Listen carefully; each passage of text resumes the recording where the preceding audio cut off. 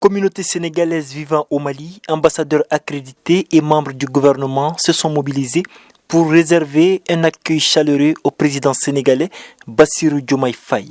Son avion, la langue de Barbarie, a atterri sur le tarmac de l'aéroport Modibo Keïta de Sénou à 10h45 au grand bonheur du président de la communauté sénégalaise de Bamako. Après tant d'années de lutte pour un changement en Afrique, il fait partie de la classe du colonel Assimi Goïta. Voilà, c'est la même jeunesse, c'est la même philosophie. Donc je pense que c'est une victoire pour l'Afrique aujourd'hui. Après les hymnes nationaux et le poignet de main, les deux chefs d'État ont mis le cap sur le palais présidentiel de Koulouba où ils ont eu un tête-à-tête.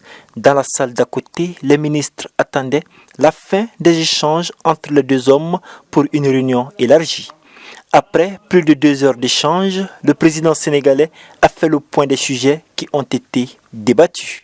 De la concertation pour la prise en charge de tous les défis que nous partageons en commun, à savoir le terrorisme, la lutte contre les trafics illicites, notamment la traite des êtres humains, le trafic de drogue, mais aussi la lutte contre la criminalité transfrontalière de façon générale. La question de la CEDEAO a été aussi au cœur des échanges entre les deux hommes. Nous avons aussi parlé de la question de la CEDEAO. Comme vous le savez, le Mali est membre des États de l'Alliance du Sahel. Ceux qui ont suivi mes déplacements dans les différents pays de la CEDEAO m'ont entendu prêcher cette bonne parole-là.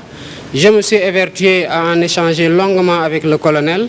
J'ai compris la position malienne qui, quoique rigide, n'est pas totalement inflexible. Après l'étape de Bamako, Diomaye Faye et sa délégation se sont rendus à Ouagadougou pour rencontrer le capitaine Ibrahim Traoré.